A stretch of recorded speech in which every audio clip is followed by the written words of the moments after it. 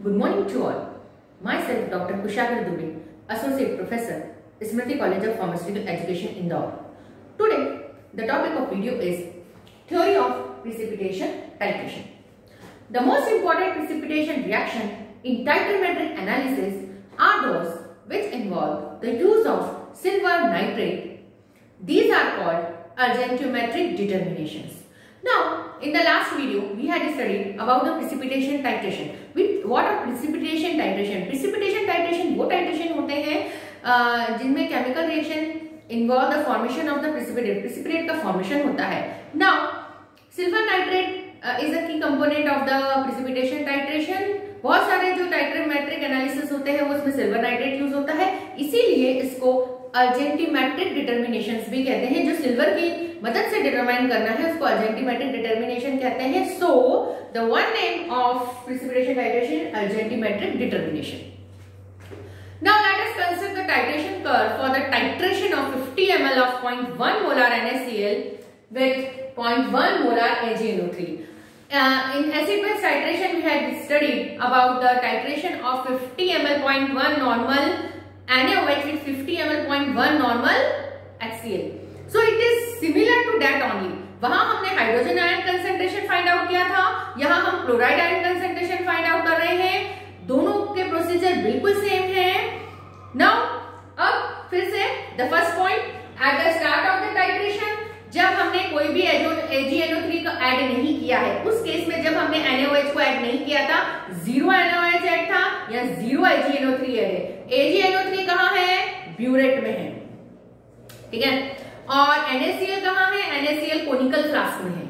उसमें NaOH हमारे burette में था, HCl कोनिकल फ्लास्क में था. ठीक है. सेम कंडीशन है. Okay. AgNO3 is in burette. तो जब हमने ब्यूरेट से एक ड्रॉप भी AgNO3 को ऐड नहीं किया है, तब क्लोराइड आयन का कितना कंसेंट्रेशन है? सेम है. 0.1 ग्राम आयन पर लीटर. 0.1 को हम 1/10 लिख सकते हैं. 1/10 को हम 10 to the power -1 लिख सकते हैं इनवर्स कर. ठीक है. इनका माइनस लॉग लिया तो आया हमारा PCl, और इस PCl वहां क्या था? pH आया था. इस PCl को जो हमने निगेटिव लॉगरिथम करके फॉर्मूले से निकाला तो आया 1. It is very similar to the acid base titration. वहां भी 1 आया था स्टार्टिंग में. HCl का pH, वहां pH हमने बात करी थी हाइड्रोजन आयन कंसेंट्रेशन की. यहाँ क्लोराइड आयन कंसेंट्रेशन की बात करें, सेम है. फर्स्ट वाला pH हुआ 1 वहां, यहाँ क्लोराइड आयन कंसेंट्रेशन हुआ 1. Procedure is same.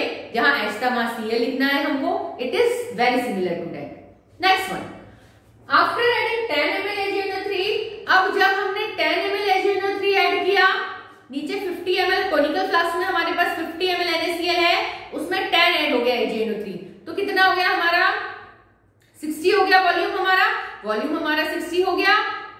और कितना AgNO3 के साथ कितना NaCl ने रिएक्ट किया? ये 10 आया तो 10 NaCl ने रिएक्ट किया, तो यहाँ कितना बचा? 40 NaCl बचा. तो हमारा क्लोराइड आयन कंसेंट्रेशन हुआ 1.17. Now after adding 49.9 ml AgNO3, हमने 49.9 ml ऐड कर दिया. आपको याद हो तो 99.8% रिएक्शन कंप्लीट हुई थी. So chloride ion left 0.1 ml. 49.9 add कर दिया. 50 में से 49.9 गया, कितना बचा? 0.1 ml. तो कोनिकल फ्लास्क में क्लोराइड कितना बचा? 0.1 ml हमारा लेफ्ट है, क्योंकि हमने पूरा 50 ml AgNO3 ऐड नहीं किया है. सो जो हमारा टोटल वॉल्यूम हो गया, हमारा टोटल वॉल्यूम कितना हुआ? 50 plus 49.9 that is 99.9 equivalent to 100 ml हम एज्यूम कर लेते हैं. तो हमारा आयन कंसेंट्रेशन आया 4. ठीक. अब हमने पूरा 50 ml AgNO3 ऐड कर दिया. 50 ml AgNO3 added to 50 ml NaCl, तो हमारा इक्विवेलेंस पॉइंट आना चाहिए था, है ना? 50-50 ऐड हो गया. कुछ भी नीचे NaCl हमारा लेफ्ट नहीं है, ऊपर AgNO3 50 ml पूरा ऐड हो गया है. इस कंडीशन में neither chloride nor Ag ions are in excess. ना तो क्लोराइड बचा, ना Ag एक्सेस में है, सब बराबर है. 50-50 है and concentration of this ion is given by the square root of solubility of AgCl। अब सॉल्युबिलिटी प्रोडक्ट आएगा AgCl का, वहां हमने वाटर का वो आयन देखा था Kw देखा था, वैसे ही इसका सॉल्युबिलिटी प्रोडक्ट होता है, AgCl का एक सॉल्युबिलिटी प्रोडक्ट है, ठीक, वो है हमारा 1 × 10⁻⁻10, उसका भी यही था, ठीक है। देन इससे हमारा निकला 5। तो जब हमने पूरा 50 ml HNO3 ऐड कर दिया तो हमारा वॉल्यूम हो गया, तो ये हमारा हो गया 5। अब ये खत्म हो गया, finish 50-50। Now after adding 60 ml HNO3, अब हमने 60 ml HNO3 ऐड कर दिया, मतलब जब ये पूरी कहानी खत्म हुई तो हमने यहां से 10 ml HNO3 और ऐड कर दिया, तो 10 ml सिल्वर आयन एक्स्ट्रा हो गए। NaCl क्लोराइड आयन तो बचे नहीं, खत्म हो गए, कंज्यूम हो गए, बट हमने और ऐड किया 10 ml, तो 10 ml सिल्वर आयन ज्यादा हो गए, तो 50 ml था प्लस 60 हो गया, 110 ml वॉल्यूम हो गया। कोनिकल फ्लास्क का वॉल्यूम कितना हो गया? 110 ml हो गया।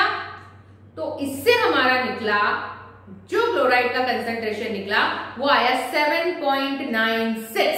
सो 60 ml ऐड करने के बाद आता है हमारा 7.96। In this way the titration is completed and chloride ion concentration is calculated. Okay, so this is the table. AgNO3 added, reaction percent and chloride ion concentration. वहां पर pH था, hydrogen ion concentration. In this case, it is a precipitation titration involving AgNO3 and NaCl. So we have to see the chloride ion concentration. So यहाँ पर आएगा हमारा PCl. Table same बनी है, 0, 10, 20, 30, 40 ये है। 0 ml HNO3 ऐड किया from burette, 0% reaction complete हुई, हमारा क्लोराइड आयन कंसंट्रेशन कितना आया? 1। जब हमने कुछ भी HNO3 ऐड नहीं किया है, फिर हमने 10 ml HNO3 को ऐड किया। जब 10 ml HNO3 ऐड करेंगे इस 50 ml में, तो टोटल वॉल्यूम कितना हुआ? 60, ठीक है। 10 ml HNO3 10 ml NaCl के साथ रिएक्ट करेगा, तो NaCl कितना बचा? यहाँ से 10 चला गया तो 40। तो उस केस में रिएक्शन 20% कंप्लीट हुई और हमारा आया 1.17 क्लोराइड आयन कंसंट्रेशन। जब हमने 20 ml ऐड किया AgNO3, chloride ion concentration is 1.37। 30 ml add किया तो 1.60, 40 ml ऐड किया 1.96, 49 ml ऐड किया, 98% रिएक्शन कंप्लीट हो गई है। तो ये आ गया हमारा 49.9 ml। जब हमने ऐड किया 99.8% रिएक्शन कंप्लीट हुई, हमारा 4 आया। 50 ml ऐड किया, 100% रिएक्शन कंप्लीट हुई तो 5 हो गया, ठीक है। But if we added the 60 ml AgNO3 then 7.96 chloride ion concentration is goes to 7.96। अगर हम ध्यान से देखें तो क्लोराइड आयन का कंसंट्रेशन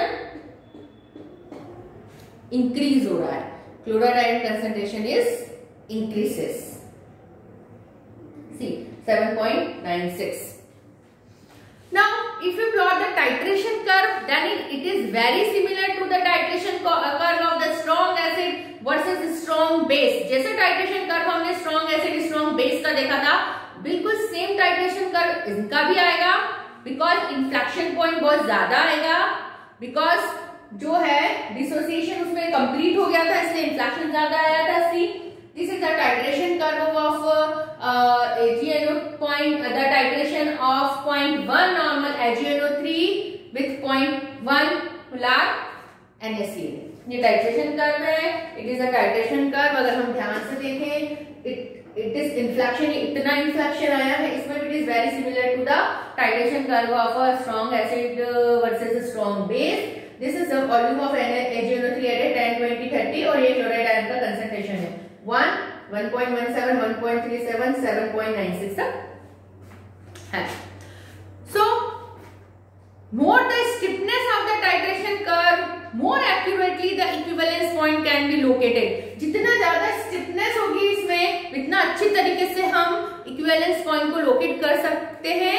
द स्टिफनेस और sharpness of the curve depend upon the concentration of solution used in the titration and on the solubility product value of the precipitate form.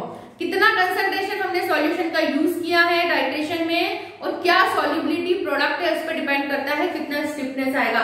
अगर हम बहुत डाइल्यूट सॉल्यूशन यूज कर लेंगे, है ना, जिसमें AgCl इतना सा है तो इतना स्टिफनेस नहीं आएगा। ये केस हम देख चुके हैं in the acid base titration. Weak acid weak base case में बहुत कम इन्फ्लेक्शन था, सो हमको नॉन एक्वस सॉल्वेंट में इसको लेके जाना पड़ा था। वैसे ही यहाँ पे प्रॉब्लम आएगी अगर हम बहुत ज्यादा डाइल्यूट रहते हैं। Greater the concentration of the solution involved and lesser the solubility of the precipitate, greater is the accuracy in the location of the end point. जितना ज्यादा सॉल्यूशन का कंसंट्रेशन होगा, जितना ज्यादा कंसंट्रेटेड होगा सॉल्युबिलिटी प्रोडक्ट पीपीटी जो precipitate बने हैं उनकी जो सॉल्युबिलिटी है वो जितनी कम होगी उतनी ज्यादा एक्यूरेसी आएगी एंड पॉइंट में। बिल्कुल सही है ना। अगर प्रेसिपिटेट सॉल्युबल हो गए, प्रेसिपिटेट फॉर्म हुए, सॉल्युबल हो गए, फॉर्म हुए, सॉल्युबल हो गए, फिर फॉर्म हुए, सॉल्युबल हो गए, तो क्या हम उसको चेक कर पाएंगे कि प्रेसिपिटेट बन गए? क्या हमारा टाइट्रेशन कंप्लीट होगा? नहीं होगा। तो जितना कम सॉल्युबिलिटी होगी प्रेसिपिटेट की, हमको तो प्रेसिपिटेट देखने हैं, हमको सॉल्युबल करके नहीं रखने हैं, हमको देखने हैं, ठीक है। तो हमको सॉल्युबिलिटी जितनी कम होगी प्रेसिपिटेट की और जितना ज्यादा कंसंट्रेटेड सॉल्यूशन होगा, कंसंट्रेटेड मतलब जितना ज्यादा उसमें AgCl होगा, जितना ज्यादा उसमें NaCl होगा, उतना अच्छा रिजल्ट आएगा।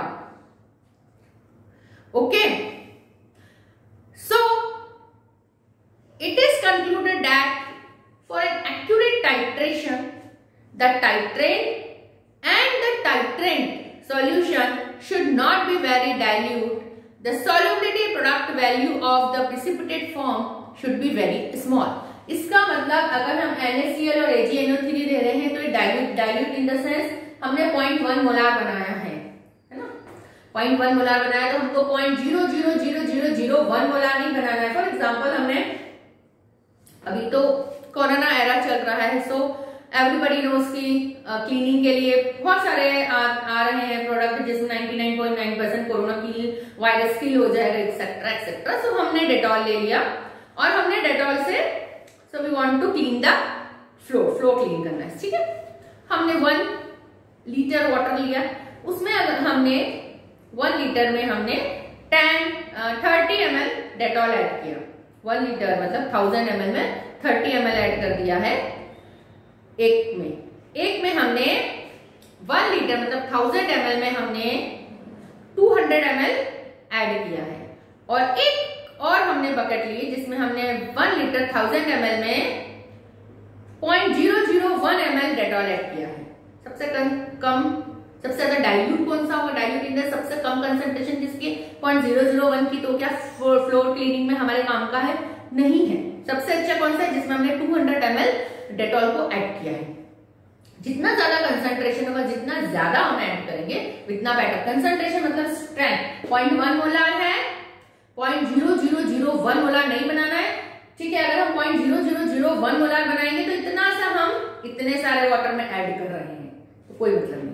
सो हमें क्या ध्यान रखना है कि जो सॉल्युबिलिटी है प्रेसिपिटेट की वो लेस रहे एंड कंसंट्रेशन जो दोनों का जो कंसंट्रेशन जो हम ले रहे हैं, रिएजेंट जो दोनों ले रहे हैं, उनका कंसंट्रेशन अच्छा हो।